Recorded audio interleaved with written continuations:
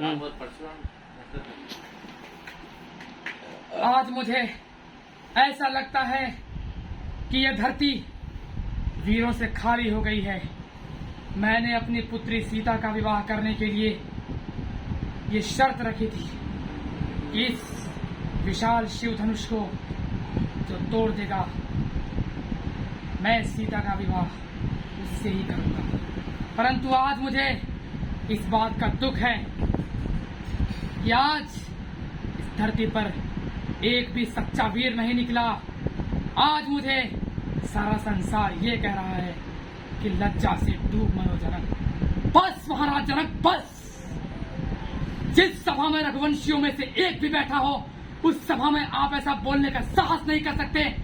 आपने ऐसा बोलने से पहले सोचा नहीं कि इस सभा में रघुकुल नंदन मेरे श्री राम भी बैठे हैं।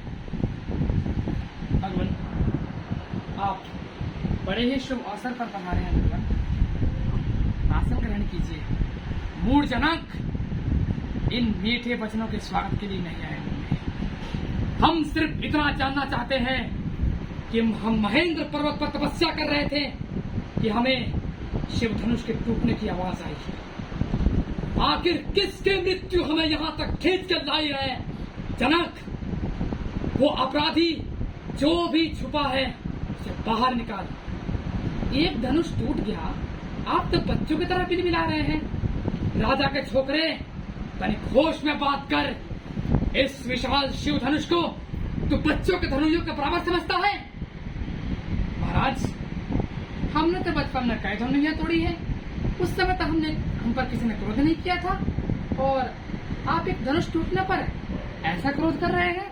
विश्वामित्र, अगर तुम इस उद्दंड बालक की रक्षा चाहते हो तो यहाँ से ले जाओ। अब तक ये बालक मेरे हाथों से कैसे जीवित बच गया? जो भी दंड देना है आप मुझे दीजिए। और फिर उसने तो आपका कोई अपराध नहीं किया। आपका अपराधी तो मैं। तुम भी कोई कम धूर्त नहीं हो।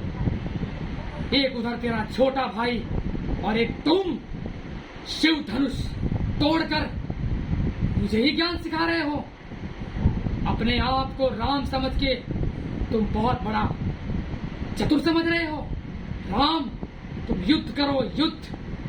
प्रभु, रण में हमें अगर कोई युद्ध के लिए ललकारे तो हम उस चुनौती का अवश्य स्वीकार करेंगे, चाहे वह स्वयं काल ही क्यों ना।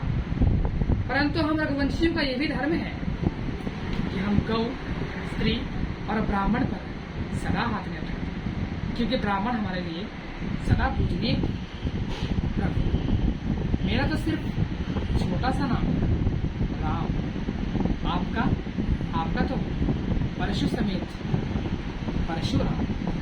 प्रभु, आपने मुझे अब तक पहचाना नहीं, परंतु मैं तो आपकी प्रभुताई को जानता हूँ। प्रभु, आप मुझे पहचानने की कोशिश कीजिए। मैं तो आपका दास हूँ। प्रभु, मेरे ये अमोघ बाण कभी खाली नहीं जाते हैं। अब आप ही बताइए कि मैं इसे किस दिशा में छोड़ूं। हे रघुनंदन, मेरी आवागमन शक्ति को आप नष्ट मत कीजिए। रघुनंदन, इस बाण को आप पूर्व दिशा में छोड़िए। जनक, आज आपके कई जन्मों के पाप मिटाने के लिए आज यहाँ पर श्री राम पधारे हैं। आप अपने पुत्री का विवाह श्री राम के साथ कीजिए, इसी में आपका कल्याण होगा। राम, तुम्हारा सदा कल्याण हो बेटा। आज तुमने मेरा प्रण पूरा कर दिया। हे धर्मपिता, अब आप मुझे अपना दास समझकर मेरा ध्यान रखिएगा। मेरा ध्यान रखिएगा पिता, ध्यान रखिएगा।